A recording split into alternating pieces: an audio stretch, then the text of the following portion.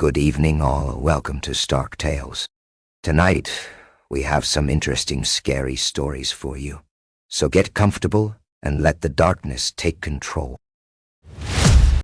I own 2018. I never believed in ghosts until I moved into that decrepit old house on the outskirts of town. The locals warned me, but I dismissed their tales as mere superstition. The first night, I felt an oppressive weight in the air, as if the walls themselves were watching. As I settled into bed, I heard whispers echoing through the halls. Soft, fleeting voices that sent shivers down my spine. Suddenly, the TV cable unplugs itself from the wall socket. The lights flicker, then go out, plunging the room into darkness. Moments later, the TV springs to life, but it was still unplugged from the socket. A ghostly hand emerges, reaching out from the depths of the screen. It hovers ominously, fingers splayed, as the word murder appears in blood-red letters. The air grows thick with tension. I heard whispers slithering through the darkness, echoing the word murder, each repetition dripping with malice. 5 agonizing minutes passed, the whispers filling my mind with dread. Then, just as abruptly as it began, the DE flickers off. The lights snap back on, casting a harsh glare over the room. I was left breathless, heart racing, as silence envelops me once more. But the haunting whispers linger in my ears. Days turned into weeks, and the whispers grew louder. I started seeing shadows darting at the edge of my vision. One evening, I was jolted awake by a cold hand gripping my ankle. I screamed and flipped on the light, but there was nothing there. My heart raced as I realized I wasn't alone. Determined to uncover the truth, I researched the house's history and discovered it had been the site of a gruesome murder decades ago. The victim had never been found. That night, I confronted the darkness. "What do you want?" I demanded, my voice trembling. The answer was a chilling silence, then a soft sobbing echoed around me. I felt a rush of icy air, and suddenly, I was not alone.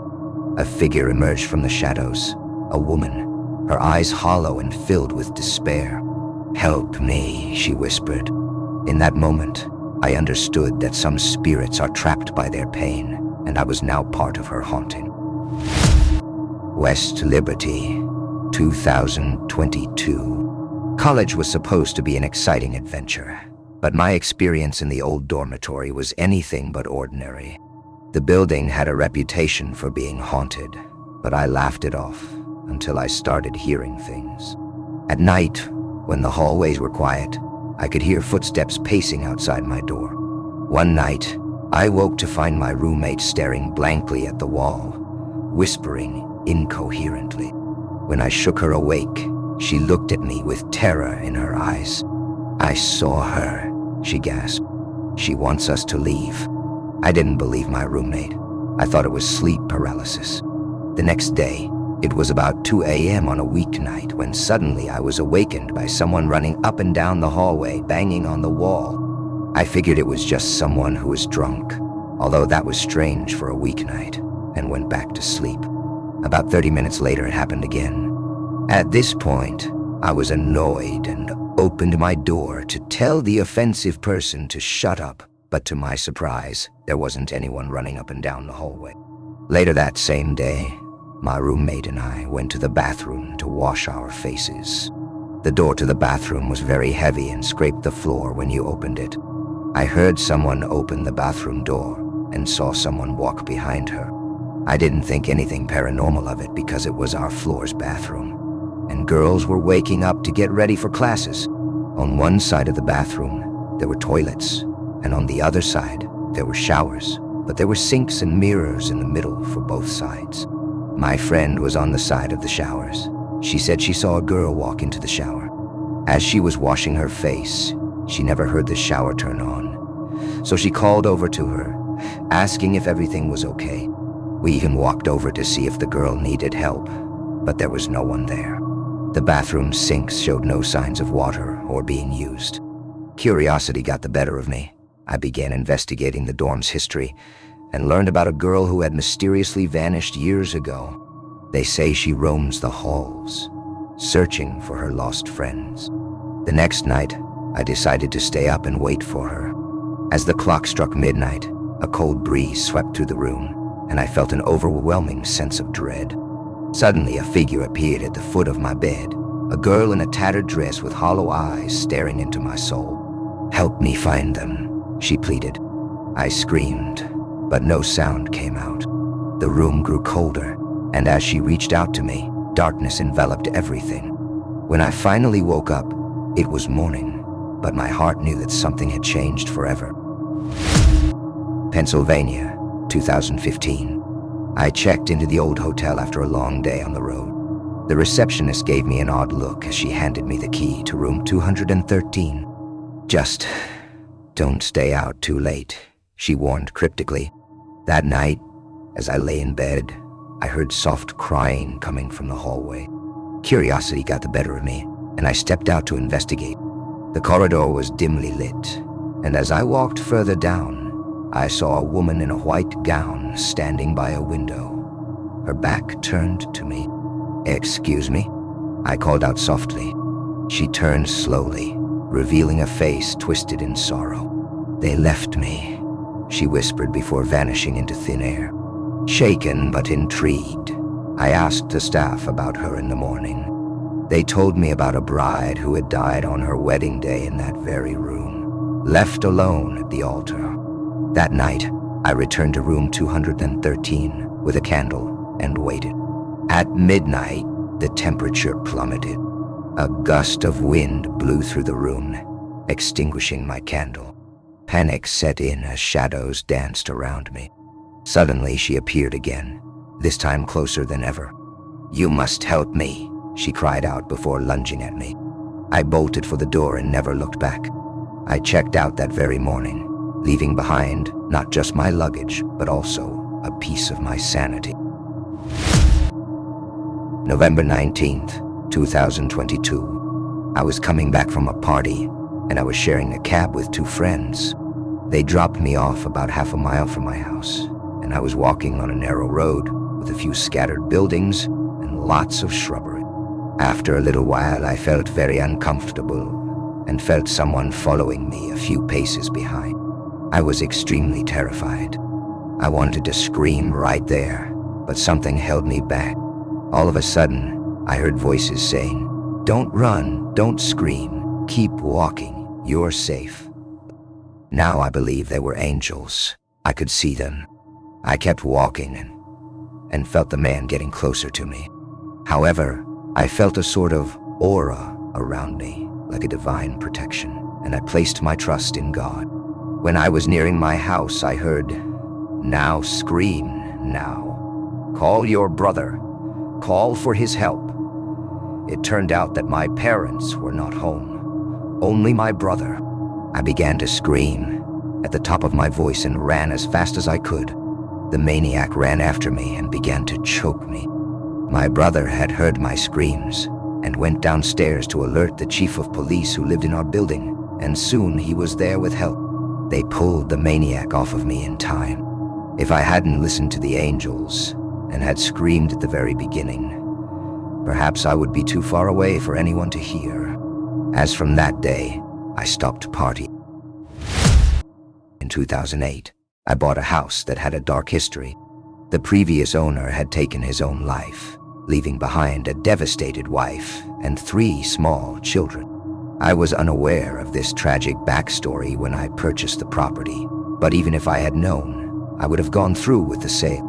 The price was incredibly low, and I had never considered myself a superstitious person. However, soon after moving in, my family and I began to experience a series of unsettling events that would shake my beliefs to their core. Initially, my children were terrified for no apparent reason, even during the day. I tried to reassure them that it was simply the anxiety of being in a new home. But as time went on, Their fear escalated. One evening, my daughter came to me, wide-eyed and trembling. She claimed she saw a figure in our kitchen through the frosted glass of the door. When she entered, there was no one there. I dismissed her story, attributing it to her vivid imagination. Just a few days later, my husband and I experienced something similar. We were in the kitchen when we both noticed a dark silhouette standing there. It looked like a man, and for a moment we thought it might be my father-in-law, the only other person who had a key to our home besides us. But when we stepped inside, we found the room empty. Panic surged through us as we exchanged horrified glances. We bolted out of the kitchen, our hearts racing. After a few minutes of silence, we cautiously returned but left the door wide open, as if that would somehow protect us. We searched every room in the house but found no one. That night, sleep eluded me completely. As days turned into weeks, the atmosphere in our home grew increasingly oppressive. My children became more terrified. They refused to go to the bathroom alone and clung to me at all times. I was plagued by nightmares that left me feeling exhausted each morning. There were moments when I couldn't shake the feeling of being watched, as if unseen eyes were following my every move. To add to our growing unease, my husband fell ill without any medical explanation. Soon after, I began to experience unexplained health issues as well. One peculiar occurrence that stood out was the presence of a crow in our yard. It perched on the fence, staring directly at me with an intensity that sent chills down my spine. Normally, I wouldn't think twice about seeing a crow. They're common enough birds, but this one felt different. Its gaze seemed almost sinister, and it filled me with dread for reasons I couldn't articulate. As if the strange occurrences weren't enough, things began to break around the house inexplicably. Pipes burst multiple times, and each time the plumber came to investigate, he was baffled by what he found, or rather, what he didn't find. He couldn't explain why these issues kept arising. The light bulbs in the kitchen became a particular nuisance. They blew out with alarming frequency. We called an electrician several times, but he too was unable to identify the cause of the problem or provide a solution to prevent it from happening again. The culmination of all these experiences led us to sell the house. It wasn't just about getting rid of a property. It was about escaping the dark energy that seemed to cling to its walls. The memories of those terrifying moments haunted us long after we moved away. Even now, I can't shake the feeling that something malevolent lurked within that house, a place where joy had been overshadowed by tragedy. August 15, 2016. As a nurse, I worked the night shift in the hospital. A usual part of our routine was doing hourly rounds on our patients to ensure everyone was okay. Because it was a 50-bed unit and the hallways were dark at night, we would do our rounds using a flashlight, which I often kept facing downward to avoid shining it directly at someone. One particular night, as I was rounding, I walked past the doorway of a room that had only one patient. I knew this patient had no IV or catheter that would require a closer look, so I didn't spend much time going further into the room. At that moment, I saw a dark figure standing at the foot of her bed. It started talking to her, and I actually heard her talking back to the figure. I continued to walk a few steps past the doorway when I realized what I thought I had just seen. I stopped short in my tracks and backed up to take another look. Eerily, I shined my light directly into the room and saw my patient sleeping. There was nothing more. Feeling relieved but certain I had seen something, I returned to the nurse's station and told my coworkers what I had just experienced. I asked who would be visiting her so late, and they said no one. According to them, she was no longer coherent and unable to talk. We all just sort of freaked out, but continued on with our shift. That morning, I reiterated my story to the day shift. I went home, and just as I was about to crawl into bed, my phone rang. It was my nurse manager informing me that my patient had passed away suddenly. What was it that I saw standing at the foot of the bed that night? A dark angel. Maybe it was just my imagination, but I don't think so. The experience left me haunted, a reminder of the thin veil between life and death. Perhaps it was a final farewell, or maybe a glimpse into the unknown. Whatever it was, it served as a poignant reminder of the fragility of life and the mysteries that often surround us in our line of work. As nurses, we witness moments that defy explanation, and this night would forever be etched in my memory. Texas, 2017. I used to babysit at this rather large house during the summer of my junior year of high school. The kids were about 4 years old and 2 years old. The first time I went, my sister came along to help. Walking into the house for the first time gave me an uneasy feeling, but I could never quite put my finger on it. As the night went on, the parents were gone from 4 p.m. to 1 a.m. Things started to get weird. My sister was sitting at their dining room table while I took both kids to the bathroom. About a minute later, she ran up to me and the kids, swearing she heard footsteps run up behind her and then suddenly stop. When she turned around, she said she saw nothing and got super freaked out, running to me. To be honest, that freaked me out quite a bit too. The rest of that night, I still felt uneasy, but nothing else happened. The following times I babysat were some of the most terrifying nights of my life. I would hear footsteps upstairs when I was downstairs, and both kids were with me. I often saw black shadows out of the corner of my eye. It got to the point where the lights would turn off and on by themselves right in front of me. I could even hear the switch click.